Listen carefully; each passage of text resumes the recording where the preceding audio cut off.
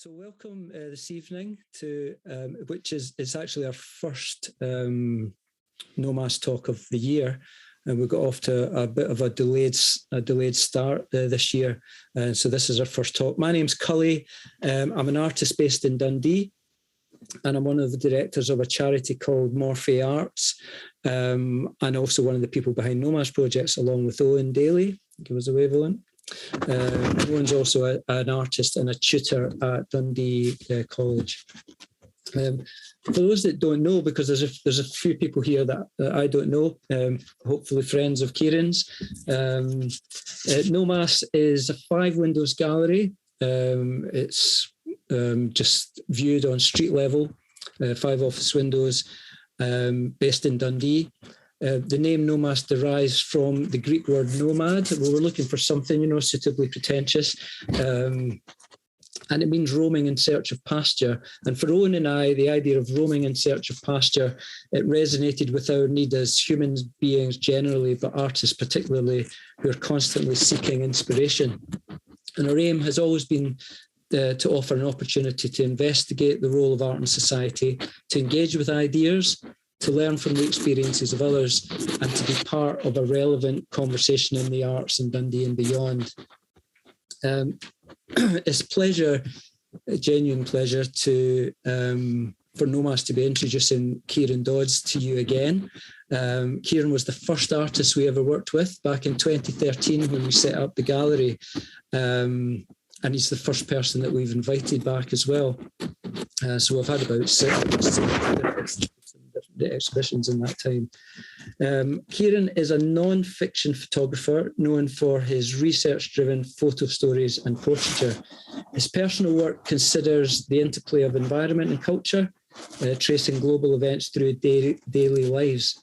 And in the years that have passed since 2013, Kieran's hard work and skills have been awarded by exhibitions at Bridge Projects in LA, First Things Gallery in New York, State Hermitage in St. Petersburg, Fabbrica del Vapore, I don't know if I'm saying that right, I'm Italian, I'm not sure, in Milan, as well as closer to home at the Scottish Parliament, at Stills Gallery in Edinburgh, and most currently at the National Portrait Gallery in Edinburgh as well. And if you go on the National Gallery Scotland website, you'll see that his Gingers work, the Gingers project, is the featured article on their website at the moment. And it's part of the Counted Scotland Census 22 exhibition. Kieran's also represented by Panos Pictures in London, and his photography has won national and international awards, and it's been widely published in the New York Times, National Geographic, and Geo, Smithsonian, among others. Quite incredible, really. And just in case that wasn't enough, he's published 2 books recently. One, The Gingers in 2020, and Church Forests of Ethiopia in 2021. Back in 2013, I don't know if you can remember that far back, Kieran's exhibition was called Displaced People. And these were photographs that documented China's highland clearances of modern Tibetan nomads. And those works considered how cultural identity rooted in the environment is reshaped by the necessity of nomadic resettlement. And his current exhibition, Border Control, also considers our cultural environment through the metaphor of the suburban border hedge. So during lockdown, the border hedge gained new purpose as a metaphor for self-isolation and shelter as the world contracted to the limits of our more basic unit, the home. And this series of suburban landscapes began in March 2020, but as stay-at-home notices lifted, many gardens still show that we have chosen to remain hidden from our neighbours, living lives in privacy, and limiting and inviting relationships with others by choice or on our own terms. And this is the first time it's been exhibited, having been published previously in the Smithsonian Magazine and The Guardian. So I'm going to hand over to Kieran now. There's going to be time for questions once he's finished, and hopefully we'll be able to have a good chat. So, we'll be finishing about 8:30 after with the questions, and then Owen will come on and just share what's coming up with Nomas. I think everyone, I would imagine, knows the Zoom etiquette by now. Just put your mute on, just so there's no background noise and disturbance. And please join me in welcoming Kieran. Thanks, Kieran. Hey, a muted clap. I love it. That was a lovely intro, Cully. Thanks so much. It's nice to... I worked hard on that. No, you have. Yeah, I worked hard on it as well. But you listed it beautifully. Yeah, it's great as well to reflect 2013, having that show in the windows. That's quite a long time ago. But you also, and you'll see in a minute, in the portrait gallery, how many of them? One of the three portraits on show was actually commissioned by Cully. So he invited me to go in the sharing, not hoarding in Dundee, like the hoardings down by the river. And one of the ones there was Jack McNaughton from Dundee. So you can thank Cully for that. And we did it in the church just opposite Nomas. So it's all just very, very nice. So I'm going to talk about hedges. Thanks for tuning in. I mean, honestly, there's things on Netflix you could have watched, but you will not find anything about hedges. It's an underplayed story, and I'm ready to wow you. So I'll talk about a wee intro to the story, and then I'll give you an overview of my work as well, just the context to show why on earth I did this during lockdowns, and then I'll give you more detail of the actual pictures, and then any questions Cully will gather together and we'll share in about half an hour, 40 minutes. So, Border Patrol, photographs from the front line of suburbia. I was reading about this, the history of a certain plant, and in 1870, let's go back to 1870, to Rostrevor in County Down, Northern Ireland, when a little seedling was given to a gardener who planted it in his garden. And little did he know at that moment, this tiny little plant, this little weedy seedling, would become a cultural landmark in Britain, shaping the physical landscape, but also the cultural landscape. And the common name for it is the Leyland cypress. And it's a classic of its Britishness. And in fact, we've introduced one to Ward Road in Dundee as part of this exhibition, which is on till Thursday. It's not a privet hedge, which again is quintessentially British, but the Leylandii has a different form. And it's an interesting species because it's actually man-made. It's a hybrid, and it's an alien, not from Mars, but from the west coast of America. And it's a hybrid cross and then clone of two conifers. One's the Monterey cypress. You can see a tiny little red circle by San Fran. And that's where the Leylandii gets its fast speed of growth. But you also have the Nootka cypress, which is up north into Canada there, much wider, and it's more hardy. That's where Leylandii gets its hardiness. So it's fast growth from San Fran. You know, it's all very fast growing down there, and then the hardiness from the north. And it was these 19th century plant hunters brought it over to the UK, and some naturally were created, and people didn't realize until they grew up in the 20th century what they had created. And the name itself comes from a guy called Mr. C.J. Leyland, who took some seeds from the Nootka cypress in Wales. So it's Northern Ireland and Wales, and then they grew in England. It's just very, I mean, I'm not making a political point there, but it's just very beautiful that everyone's involved in this British hedge. But you get this incredible, you see the picture of it there as well. There's the Monterey cypress, and then you've got the Nootka there. And you think the beauty, the wildness could create something enigmatic, but instead we end up with things like this. It's a total, I mean, that's impressive. That's the end of my street here. But these are the kind of things that intrigue me. And it's about how human beings get involved in the natural world and change and create these genetic cultivars. This hedge belongs to an author, J.K. Rowling, and it takes a team of men a week to trim it every year. It's 30 foot high. Her character, Harry Potter, grew up on 4 Privet Drive?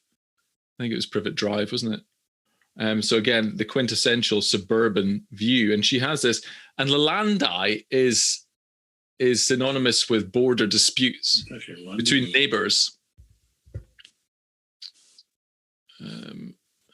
Someone's just coming through in the mic there. Just everyone check that. Unless you can heckle, that's okay. Actually, you can do that. But so anyway, we're back at the Landi. So you've got these news stories that crop up quite often. This is one from February about a battle over a 13-foot high hedge. This woman, former friends have fallen out over a hedge, and the council have got involved. Engineering boss, 7-year legal fight for 40-foot trees. Massive 36-foot trees chopped down. That was December. But this is a positive one. Perthshire has the highest in Scotland. Because that's the thing, it's a tree which becomes a hedge, the Landi, and it's the biggest in Glen Eagles. You can go and look at it. But the biggest hedge in Britain is actually a Landi. It's full-size trees, which are about 40 metres high in Kent. So I might go on a holiday to Kent at some point. Good. But I want to talk about my work a little bit, just to put it in context. And this quote sums it up, really. The universe is made of stories, not of atoms, says Muriel Rukeyser. And I studied zoology first, so studying science and understanding the world through the atoms, through the processes. But really, I've been enchanted with narrative and story, as all children are.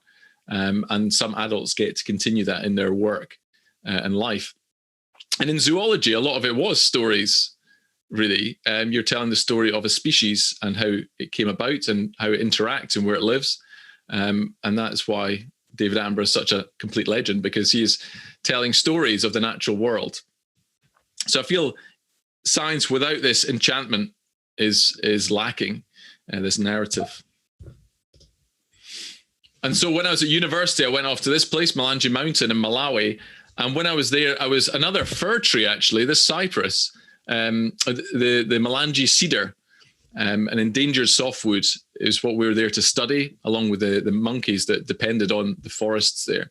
And so I was spending more time documenting it than I was actually doing the research. I did an all right study, but I actually got better pictures. And I came back and I edited the student paper, and I got into a media career thinking, although science, I can do it to that average degree.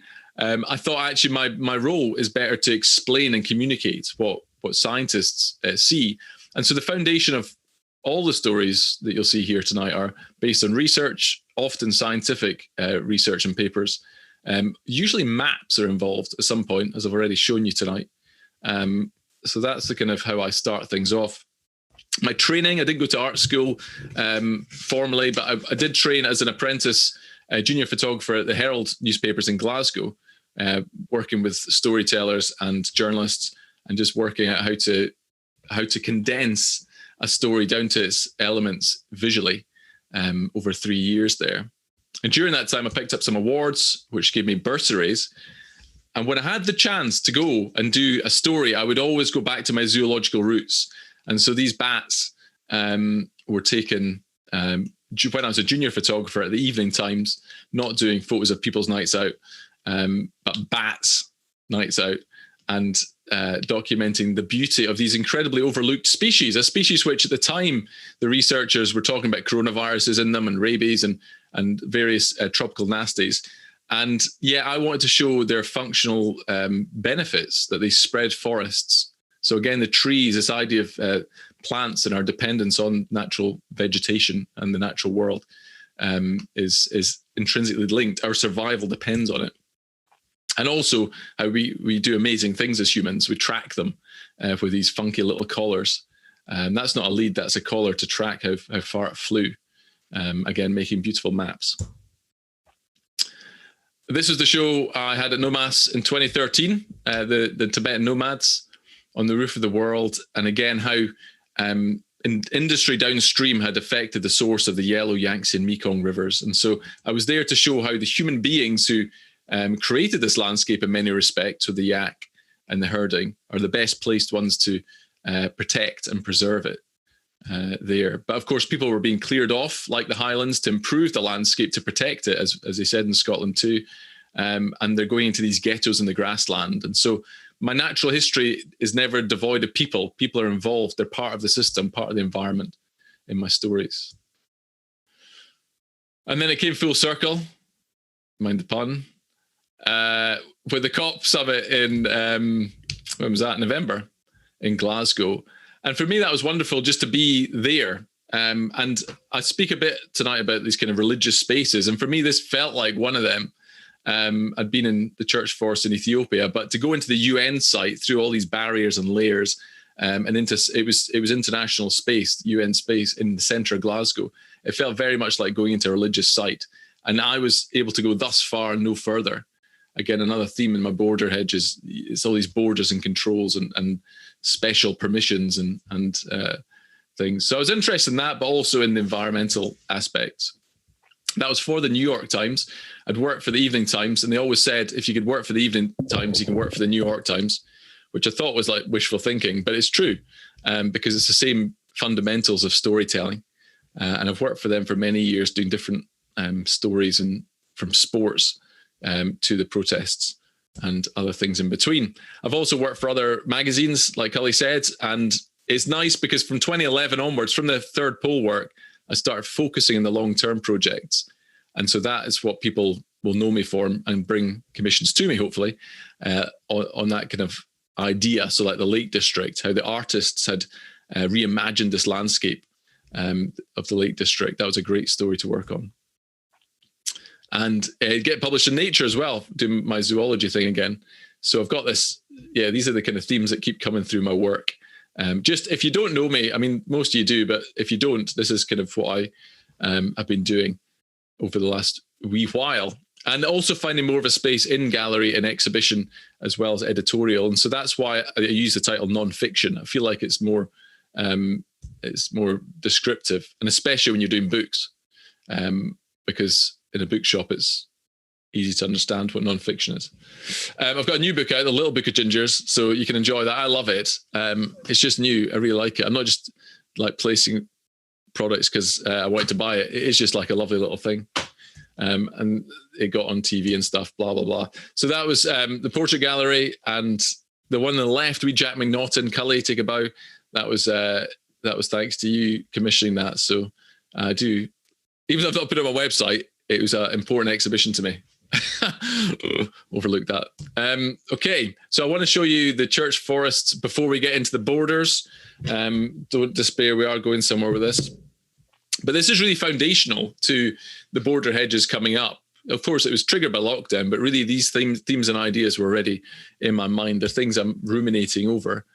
And the whole thing with church forests is that the last remnants in northern Ethiopia forest surround the church buildings.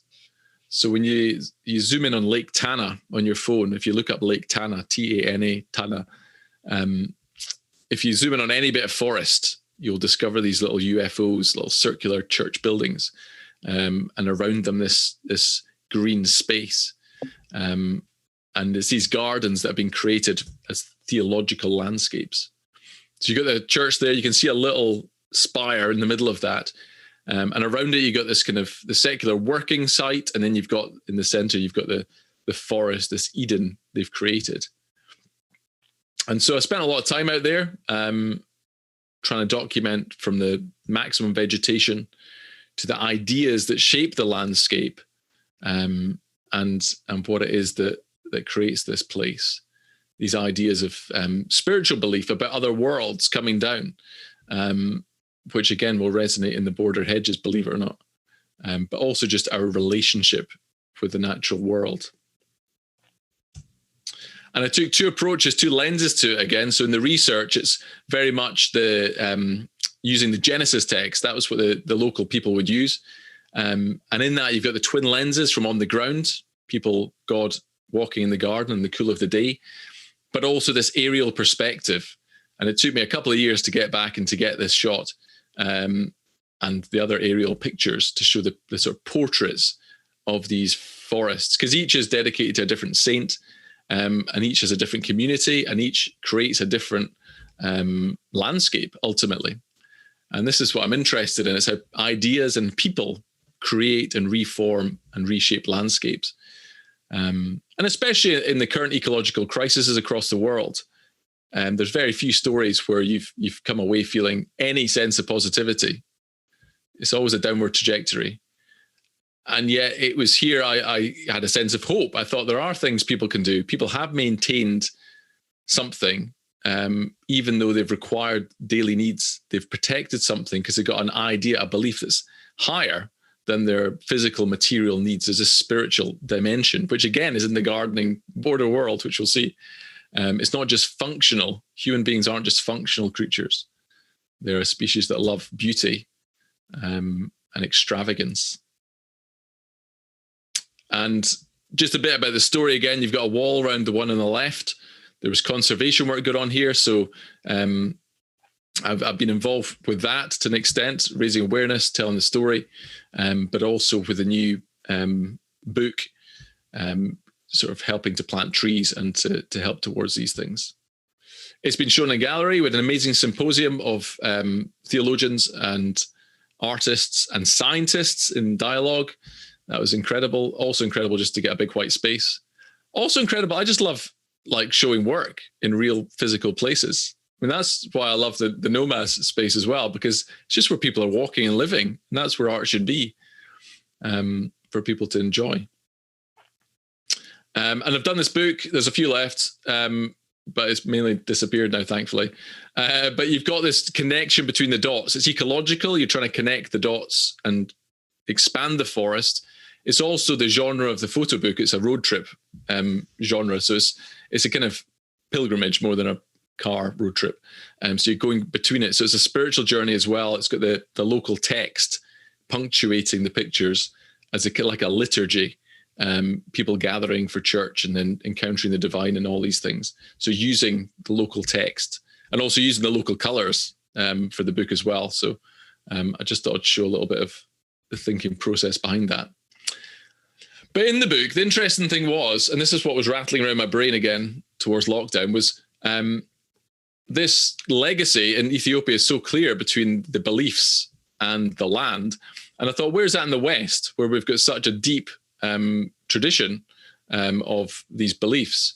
And so I got a professor, Mark Stoll, to write an essay in the book and making that connection. So like Central Park was there. It's not there just for, it could have been built on, materially, you could have built a factory there or houses, but they saw the value of something more than material. It's got a spiritual value, ultimately, Central Park.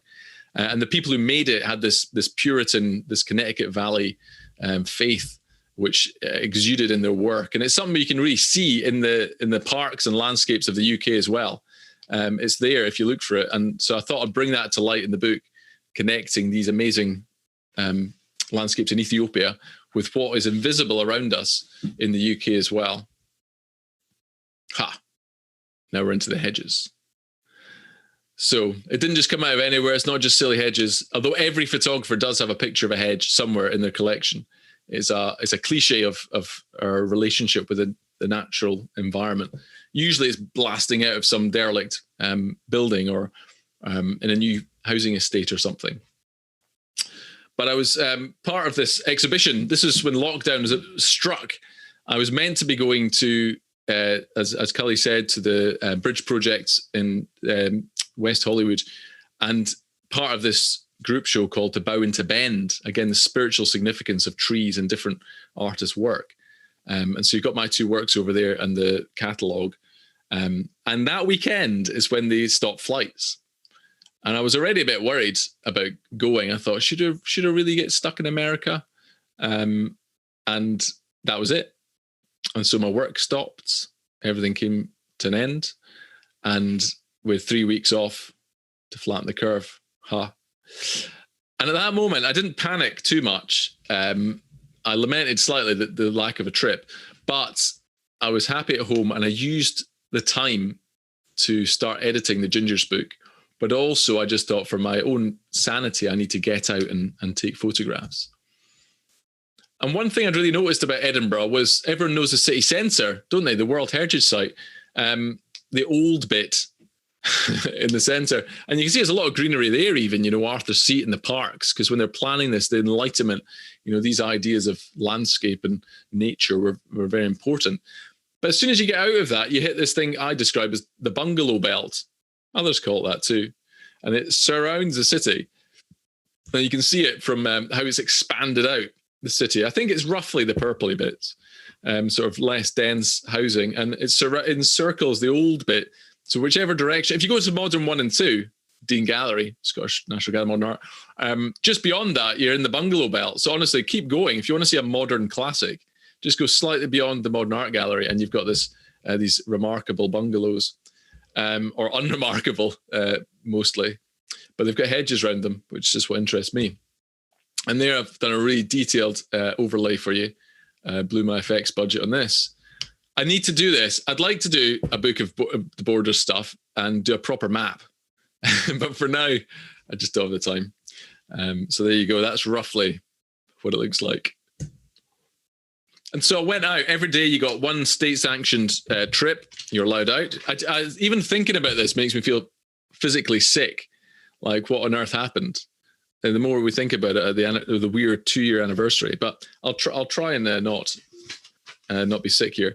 But it was every day you were allowed one walk, and I'd go out with a camera, one small to put in my pocket, a fixed lens, and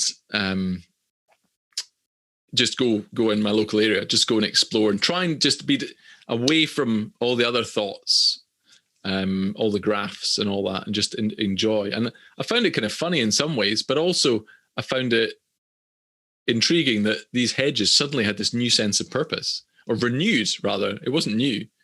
It got me thinking about why people are hiding away, like the whole idea of self-isolation and borders as well. I'd had the borders slammed in front of me going to America, and it just made me think, well, we've all retreated to our basic unit here. How can I see this? How can I document something that is invisible? And so I just walked around and looked and discovered what I could. I mean, what on earth is going on here? It's like some kind of watchtower. I don't know what's in the center of it. I don't think anyone does. Maybe a nuclear shelter or something. That's just near J.K. Rowling's house as well. Maybe they're trying to outdo each other. But one thing I really noticed in all the Gardener's World episodes particularly was the talk of gardens as sanctuaries. People saying it brought their salvation. It kept them alive mentally. It gave them joy. And Monty Don, who's done a book and a series on paradise gardens, the Islamic paradise gardens, he said this: the whole point about gardening is not to learn how to garden, but it's to find solace, is to be happy, is to make beauty, is to have spiritual communion, is to have fun and muck about. How do we do that really? Really doesn't matter.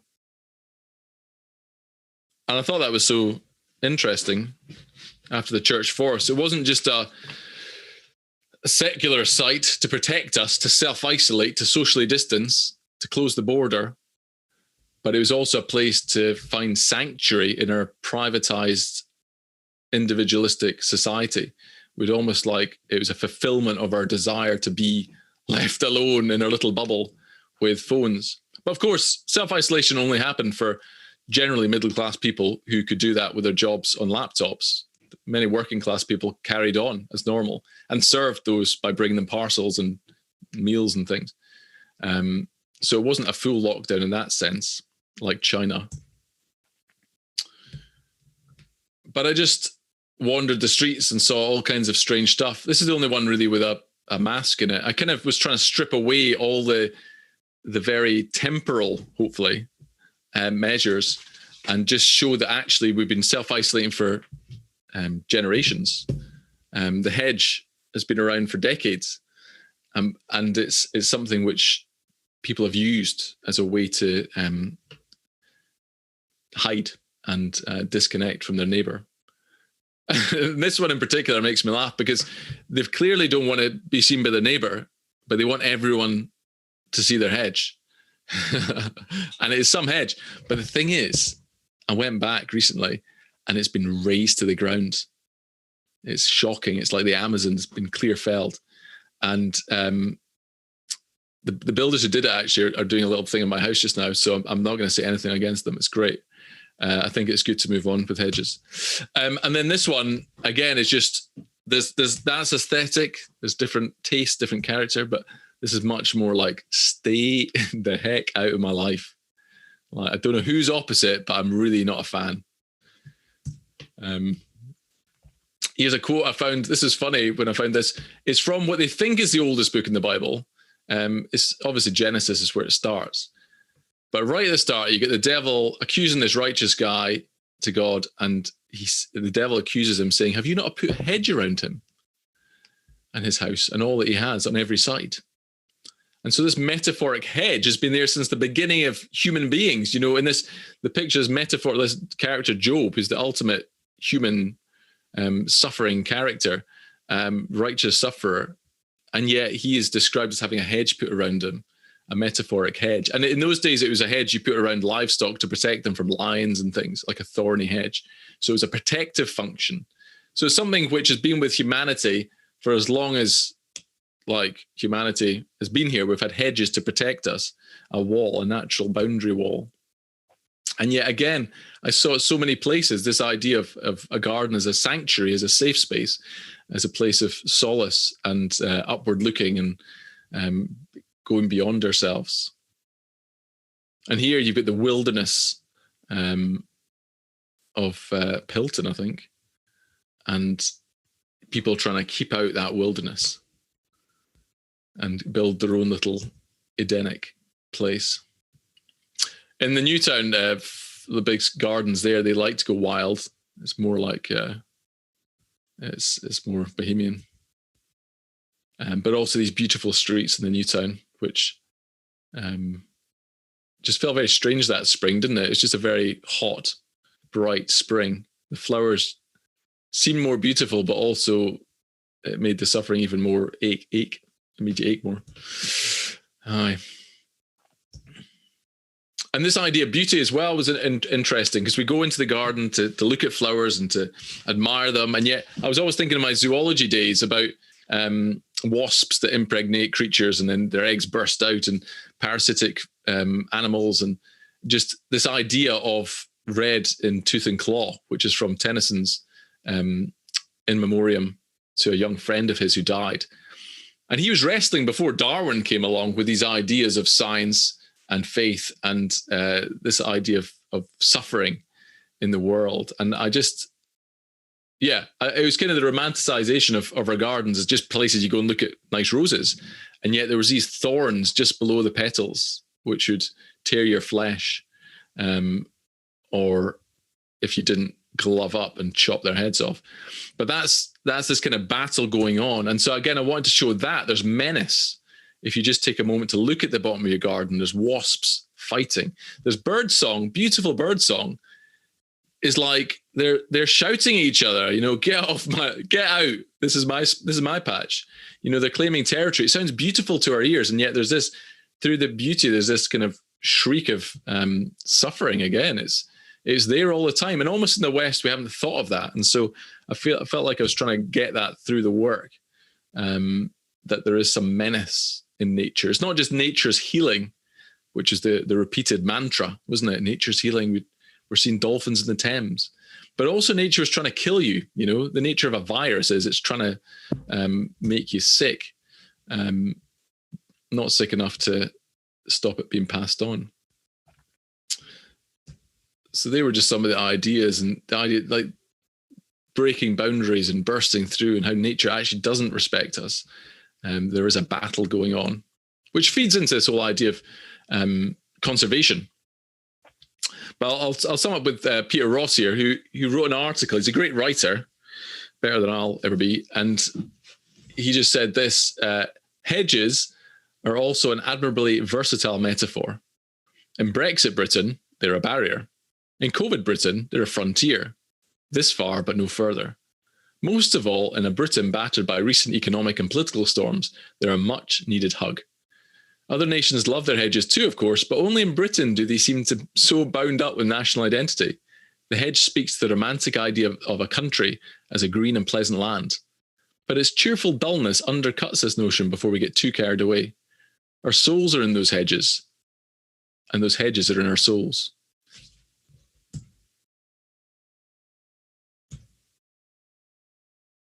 And so again, there's not just menace. There is something strangely comforting and intriguing and quaint, which is again what we held on to when these global catastrophes come around. We just focus on the garden in front of us, plough the furrow given.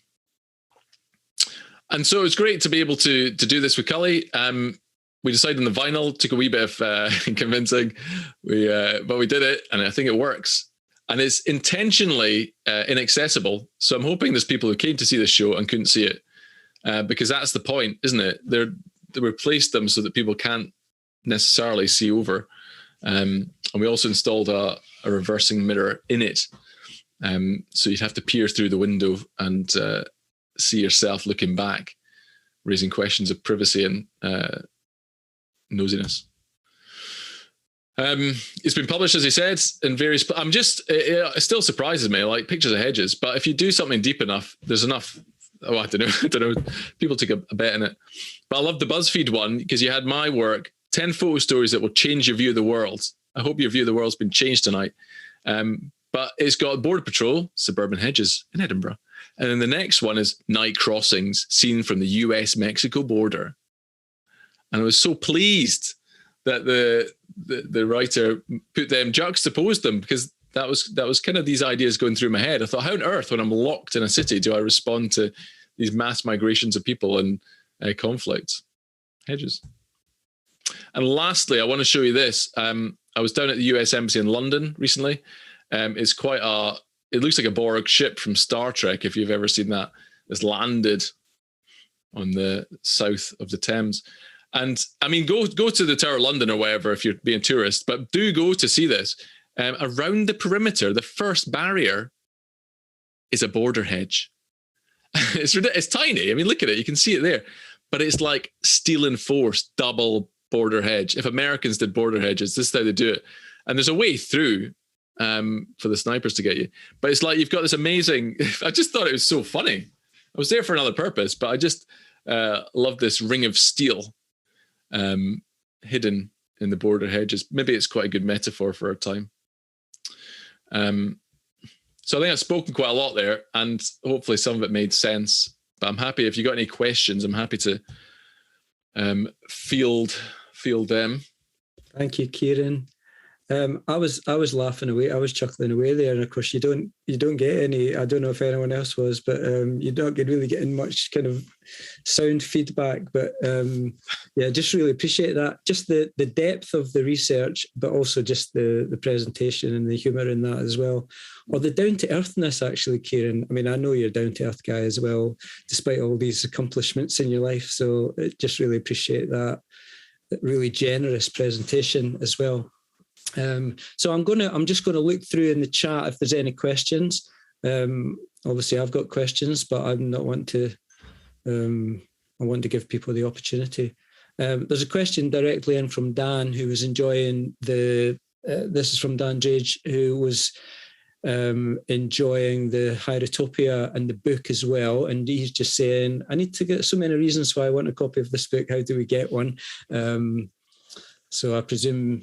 My website. Yeah, if you go on my website, there's a shop with lots of merch, and it should be the first. I think it's the first one up, so it should be in there. Thanks. Yeah. Shall I share the screen just so we got a picture, or is everyone happy looking at each other? No, I think we can leave it like this just now, Kieran. Okay. Yeah. If anyone wants to refer back to something, maybe they could ask and we could share that. Sure. There's a question here from Karen, where in Kent is the tallest Leylandii? You come away with, Karen. I mean, I was intrigued actually. It was in the Courier article. It's at the night. I remember this now. The National Pinetum. So it's like the National Pinetum is like Pinetum. It's like an arboretum, isn't it? It's where they have all the pines. Bedgebury, Kent. If you go, Karen, send me a picture. It stands at 39.6 meters tall, 130 feet. And if you send it to The Guardian, Karen, there's a good job they'll publish it as well. Yeah, they love hedges. I don't think it's as simple as that, Kieran. Tell it it's at risk and they'll publish it, I wonder, Kieran, the people that, the hedges that you described and the people have taken it down, I wonder if that's because people saw the photographs in The Guardian and lots of people kept coming around to take a photo of it. Well, yeah, that did cross my mind. I actually asked them and the builder, and it was basically the house next door is getting done up. They're doing lots of things, and they said, actually, we need to cut the hedge back a little bit. And the people with that hedge said, actually, it's a lot of work. Can you just take it out? Right. Okay. And so that is the inside scoop. And it was. I mean, a hedge is not just for Christmas. So that and that photograph, then, that just it becomes a part of history now as well, Kieran. It is, Kelly. I think it should have a blue plaque next to it, to be honest. It's like a World Heritage Site worthy of a national treasure, which can I go back to? Let's find it. There we go. I thought a pine was just for Christmas, Kieran. Well, you can have a pine hedge if you want. Just plant every year. You could plant, it could be all your Christmases, Owen. You could have a hedge. Because ultimately, that's what the hedges are. They're just trees that have been snipped. Yeah, exactly. We do have a lowlander at our garden, and I hate it. It's good for keeping out the wind and so on, but it is growing because it wants to be a tree. Keeps out the neighbours. Kieran, one of the things that you said, just going back to Hierotopia again, and something that you kind of alluded to with this, and what it related to with the Mexican border as well. Yeah. And something I know that is kind of part of your thinking, that you maybe haven't mentioned it too much, and this is just the kind of the political notion of borders, so you've kind of brought it into that, to where it is in our gardens, and I suppose these kind of values. But, I'm thinking about particularly what's happening in Ukraine at the moment, and thinking back to kind of general immigration and the political values in our country. And I wonder if is that something that you would take this work to, or even with Hierotopia, you mentioned that you were involved in some kind of preservation project there. Yeah. So I just wondered how much you take this work and then the political influence it might have. I think it does relate to these things in a way, and I think it was that idea of the way our view of borders changed with lockdowns. Well, it depends who you were, but again, borders are always, if hard borders were seen as a bad thing, let's put it in very simple terms, like hard border, you can't let people migrate in for whatever reason. That's a bad thing. You're being exclusive. Like North Korea would be the greatest example, or like immigration to Britain during refugee crises. And yet then suddenly people are just, the same people who'd say that were then like, actually close the borders quick, because they don't want people with disease coming. So suddenly people were vectors of disease. So actually let's close it all off. And so very quickly it flipped. And I was trying to work out what is the reasoning that somebody can say, that, and is it our own safety? Is it everybody's safety? What is the kind of metric ultimately? In the system, and so with the borders, just trying to think it through at the most basic level at our homes. Just get people to think, if you've got a hedge, are you trying to hide from people? You want people in? Why is it there? Are you even thinking about it? Is it a place you want privacy, and is that merited, or should you be inviting everyone into your life all the time? With the forests here, again on the left, you can see there's a wall around it. So they built these conservation walls. And when we're doing this, of course, when you're talking about build a wall, it's got very negative connotations to a lot of people. But this wall was small, and it was to keep cattle out, not Mexicans. And it was very much to protect the landscape, and there was places for people to go through. So it's a conservation wall. And it's just trying to take this idea of a border and sort of deconstruct it a bit and consider the merits and demerits, and what actually what is it we're valuing to let some in and not others, and whether that's valid. So there is these connections, but I kind of do it at they safe distance. It's like in China with Tibet. I talked about yaks, the most politically hot part of the world in many respects over the last 50 years. And I kind of talked about yaks rather than getting into the politics. Yeah. It's interesting though, like Karen's just said, I really enjoyed your thoughtful responses to this idea of hedges. I will look at them quite differently now. So even that, some kind of visual that makes you see something in a different way, like, so if you're talking about yaks, but it actually helps people to see, something beyond the yak, but it also allows people to to talk about it without being put off directly by the political implications, maybe. Yeah, I think that's it. It's a roundabout way to kind of, because otherwise conversations are very quickly, you say key words and people are triggered and it's all over. You can't speak about things. Yeah. Whereas I'm just trying to hopefully go on a little walk and look at the landscape a bit more widely. Just on, I suppose, thinking about bordering as well, or the effects of, things. Kate has just put a statement really about Leander seem to cause the most controversy possibly because they are so dense and birds don't nest there. And that takes you back to how they were originated at first, to be part of the landscape. And maybe it's what we've done with them that actually, even it's not just restricting people, but it's actually restricting wildlife. Yeah. The opposite of what it was doing. Yeah, that's interesting. Yeah. Yeah. I don't know if Kate was in at the start actually for that part, but I don't know. It's like in Ethiopia again, it was eucalyptus was brought in as it's fast growing and it helps people construct and it's good, but it's just death for the forests. So again, a good human motivation to create something that will benefit us. And it does to one extent, but it's like whenever you extend technology in one direction, you sort of chop it off in the other way. So again, it's trying to work out what the benefits are. Because the land, it's fine if you can control it. It's quite a good, as you say, windbreak. It's keeps your neighbours out, but also it's a menace. But privet can be a menace too, or a beach edge. Imagine living next to the Mickler Estate in Perthshire. That's like 100 feet high. Yeah.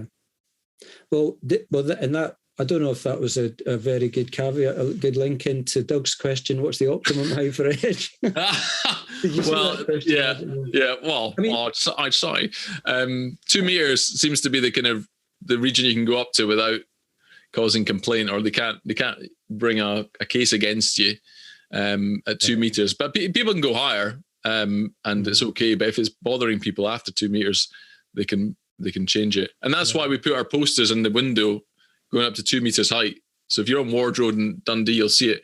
It's 2 meters height. So you can't really see over that. It's above the average height of people, unless you got a basketball team walking by, no one will see it. Yeah. It's definitely above my height. And that's right. It was very bad for Cully. Yeah. Here's a question, Kieran, from Peter Gardner. During lockdown, you were the outside looking on, maybe in. Would the views of the people inside tell an entirely different story? Yeah, interesting. Yeah, thanks, Peter. This is one of the only ones looking out. I wasn't actually in their garden. I was in their neighbours looking out the way because there's a path to the front door.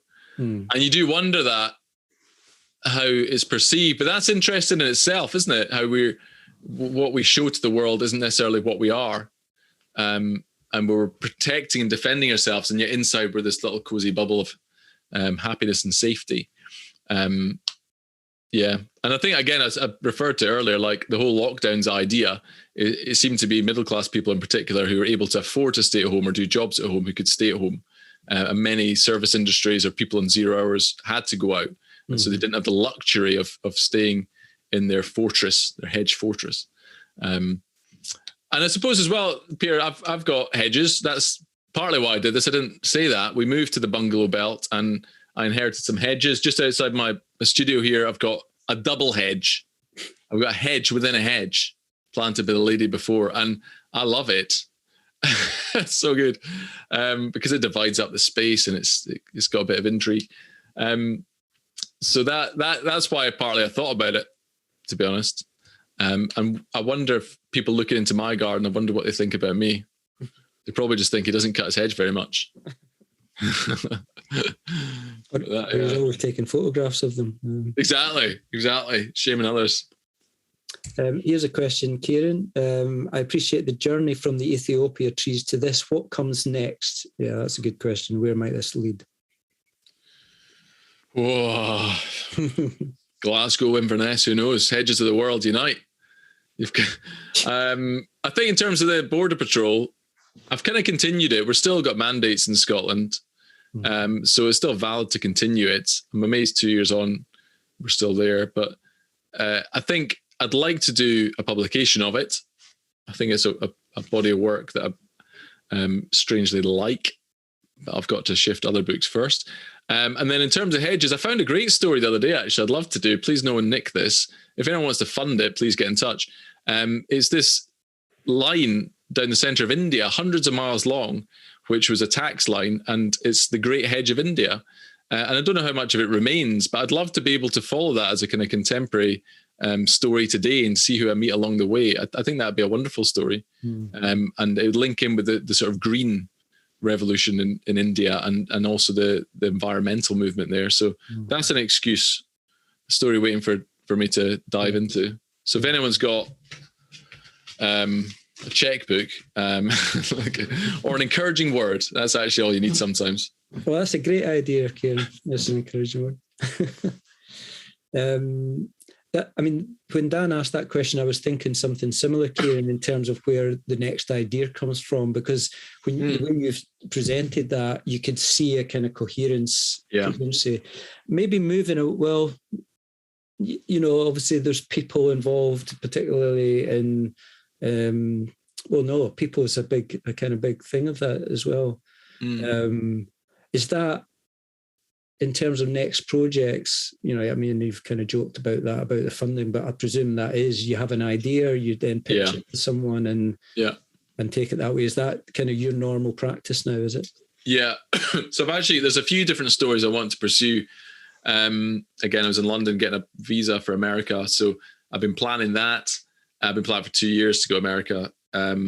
To do something. And then there's one in Scotland I'd love to do in the clearances, which I've done little bits on, and it's to do textile printing and photography. And these ideas are great, and I think they've got legs, and they're ideas that like capture me and I want to do something. But you're right, it's how do you fund that?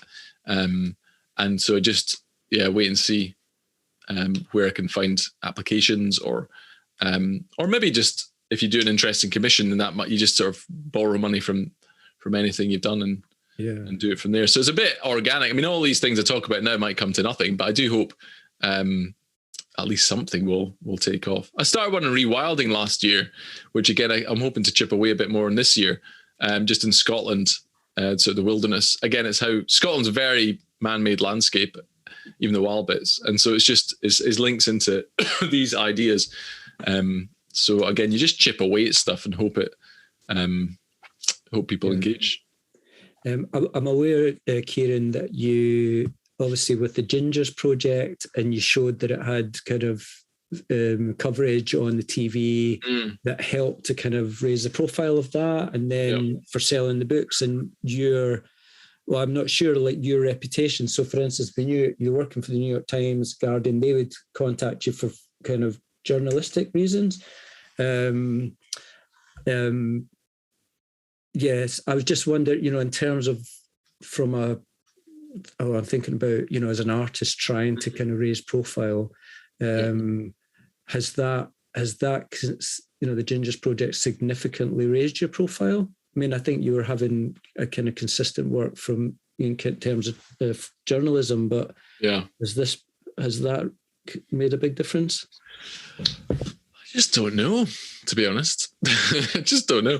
It's an interesting one. So the transition from editorial or the crossing into gallery space has been this sort of slow one over the years, getting work into the RSA shows and just trying to, do bits here and there. And it's actually what really got me into photography. It was like, I used to do exhibitions a lot more, and at university as well, I do exhibitions. It was physical things, and then newspapers was print. So the books are kind of an outlet to that. I don't know. I really don't know how I'm perceived, particularly. Whether opportunities come up is how I suppose it'll manifest itself. Even in the journalism world, like that is much more my background. And these things raise your profile there. People forget about you. Like, that's just the way it works. So if you just got to keep reminding people you exist, and that goes for any realm. So you could just disappear and then pop up again, and maybe that would lead to something. But I don't know. I just kind of try and plow on and see who's interested and like able to get alongside. And it might be a media tie-in. It might be sort of a collector, or who knows. It's just like whatever people appear. Like the book as well, I feel it was a real collaboration between designer, editor, and people I drew into the project. And so that felt like an artistic entity in itself. So I feel like that's reaching a new audience. Yeah. And I suppose one last thing on that is the Church Forest book was collected by a couple of American universities. And so that felt like it's finding a space in academia in a way other projects haven't. But the book opens that door. So I do think the books will open a door to different outlets eventually. Yeah. I'll still always do anything you ask, Kelly. Yeah. Well, I greatly appreciate it, because you know how well paid you get. That's right. Yeah. I'll do it for the coffees. Yeah. Interesting. Patrick's just saying that it was through the TV that he heard about you and your work as well. So that's great. Patrick's quite good. You could join us tonight as well. So the big book on that image, Kieran, is showing the yellow and that ginger. That's no longer available. Is that right? No, it is. The book shops. It is. Yeah, it is. That's the soft one. The hardback isn't. And then, I feel like I'm just searing your eyeballs with the books. I'll put a nice picture. Yeah, so the softback one and the wee one are available, and then the Church Forest. And again, I was so close to it because I was doing it last. I was made a Bible printer. We got a Bible printer in Germany to get that done. It was once you made a book, you hate it you love it and then you hate it. And I'm going back to kind of loving it. So I can encourage you, if you've not got one, to get one. Well, the quality of it, I mean, that's the thing, Kieran, apart from just your photographs and the stories as well, which you're interested in, the aesthetic that you've chosen in terms of the books and every detail that you've made. I mean, if you haven't seen them, folks, they are really, really quality publications. So yeah, all that's kind of an addition to your skills, Kieran. Yep. So I'm going to hand over to Owen now, just to kind of wrap up. Thanks, Kelly. I'll try and share, and thanks especially, Kieran. It was brilliant, inspiring. So it is excellent just to see so many people here tonight. And of course, I'm very conscious that folks are not from Dundee. Many of the folks are visiting with us tonight. And so we wanted to just give you a few shots of how it actually looks as you are walking past. And you get that sense of, as Kieran was talking about, of the work being kind of obscure. You can't quite see over it or get into the space as well. And it is frustrating. Even as somebody roughly the same height as Kieran, it was awkwardly placed, and it was excellent in that respect. And that you're kind of forced into reading it the way he was saying, and the kind of standoffishness of the whole experience. And I particularly loved this little piece in the corner window, which you can see on the right-hand side. It's hard to maybe see in Zoom. We have the mirror. So you've got the main, from the street view, you can see the whole show installed like that. And then this corner piece with the mirror. So for the guys down in London or other parts of the UK or further afield, it's a tiny space, but it has quite a large impact. But as I walked past Kieran's work, I was really struck by this need for the hedge. It's hard to express, but with the kind of lockdown and this sort of sense of isolation, I was very, very aware of just this defensiveness, and also the kind of relationship to surveillance, and then spending our lives digitally and then on Teams, which I was spending most of my time just staring into a screen on Zoom calls or Teams, as I'm sure you were as well. And I was thinking about that kind of relationship. And I put the slides together about a month ago, prior to, of course, the Ukraine situation, and what Kieran was saying about stories and not atoms, and thus far and no further. I could almost see the hedge as like a positive thing, where it was sort of trying to kind of push out maybe the technological encroachment that we were facing in our society recently. So with this piece, which I'll share with you as well, it's an academic article. The author was talking about the digital world and surveillance and everything monitored. He was saying, in the digital world, the slightest gesture leaves traces. And the answer to the default memory generated by digital traceability would be to take possession of the imprints, archive them, and transform their stories into memory projects. And somehow I feel that Kieran's doing that in these bodies of work. And sort of, it's lovely that the kind of subjugation of lockdown has brought out these stories into memory projects, I think. And of course, the author is talking about surveillance in terms of geolocation and just the aspect of that in photography.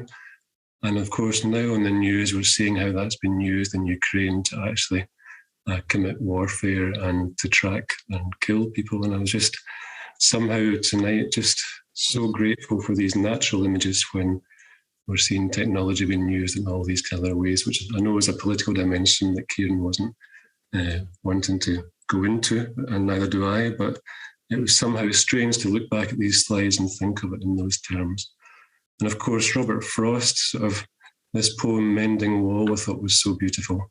He is all pine, and I am apple orchard. My apple trees will never get across and eat the cones under his pines, I tell him. He only says, good fences make good neighbours. Springs the mischief in me, and I wonder if I could put a notion in his head. Why do they make good neighbours? Isn't it where there are cows? But here there are no cows.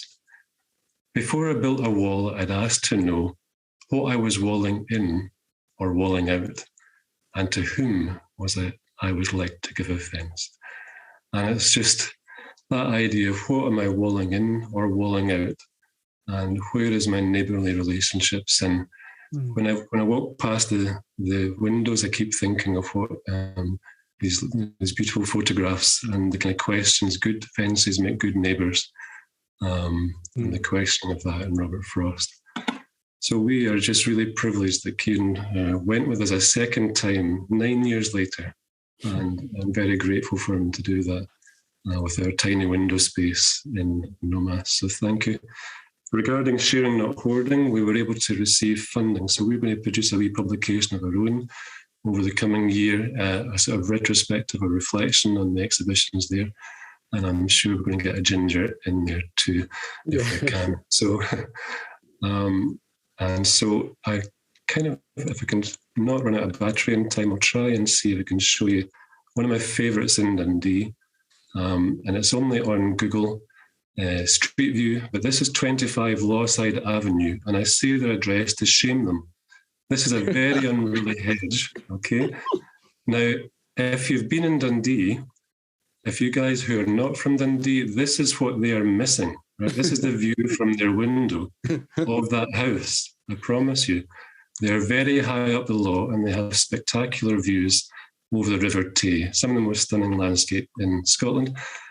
And they have grown their lelandai, and they see nothing of the beautiful world round about them. So they're kind of the antithesis of what Robert Frost was saying.